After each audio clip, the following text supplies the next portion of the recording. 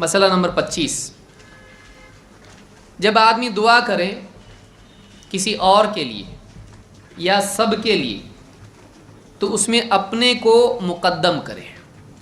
اللہ سے کچھ بھی مانگے کسی کے لیے تو پہلے اپنے لیے مانگے، یہ ادب ہے۔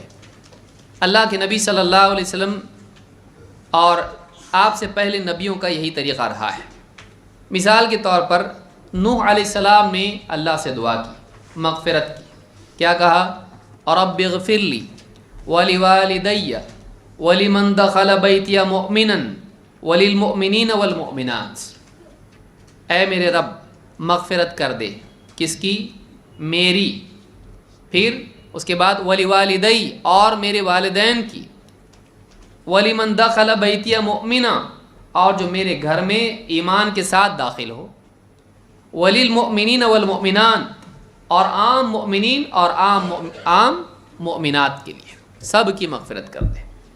میں، میرے والدین، پھر میرے گھر میں جو ایمان کے ساتھ داخل ہو، یعنی کشتی میں مسلمان ہو جائے، اور پھر سارے ایمان والے اور سارے ایمان والی عورتیں، سب کی مغفرت کر دے۔ لیکن شروعات کس سے کی؟ اپنے سے۔ کیوں؟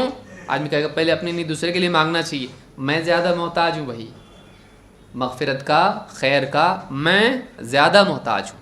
اپنے کو مقدم رکھنا تواضع کے اعتبار سے ہے کہ جو چیز میں دوسروں کے لیے مانگ رہا ہوں میں زیادہ محتاج ہوں۔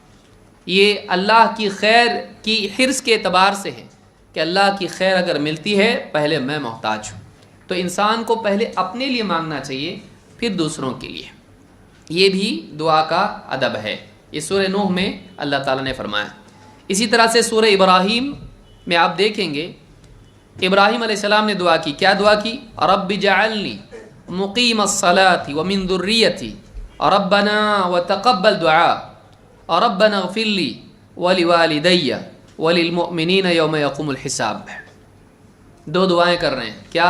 نمبر 1، رب اجعلنی مقیم الصلاۃ، اے میرے رب مجھے نماز قائم کرنے والا بنا دے، ومن ذریتی، میری اولاد کو بھی۔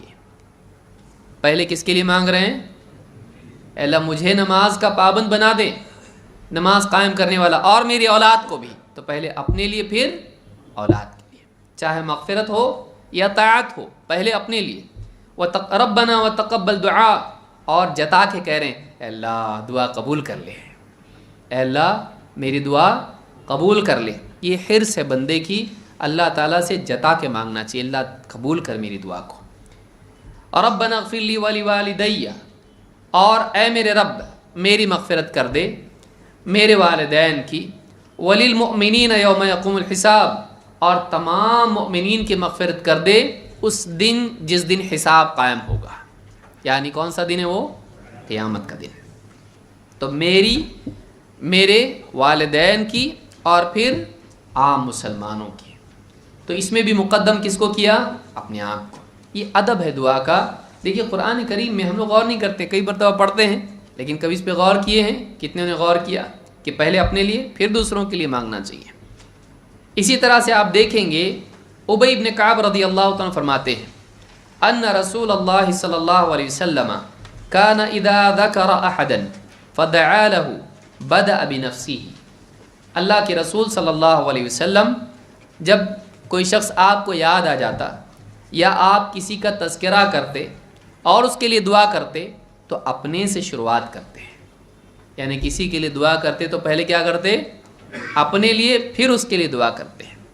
یہ تواضع ہے، یہ اللہ تعالیٰ سے خیر کی حرص کی علامت ہے کہ ایک انسان کبھی بھی دوسروں کے لیے مانگ رہا ہے تو اپنی کو بھی اس کا محتاج سمجھے۔ یہ نہیں کہ اللہ سب کو دے، مجھ کو ضرورت نہیں ہے، ایسا کریں گے نہیں۔ مجھ کو سب سے زیادہ ضرورت ہے، ہدایت ہو، مغفرت ہو، خیر کی توفیق ہو، سب چیزوں کی مجھ کو زیادہ ضرورت ہے۔ لہٰذا ایک مسلمان کو خیر کا حریص ہونا چاہیے اور اس کے اندر تواضع ہونی چاہیے، وہ اپنے آپ کو زیادہ محتاج مانے۔ یہ نہیں کہ دوسروں کو ضرورت ہے مجھ کو ضرورت نہیں، ایسا نہیں ہونا چاہیے۔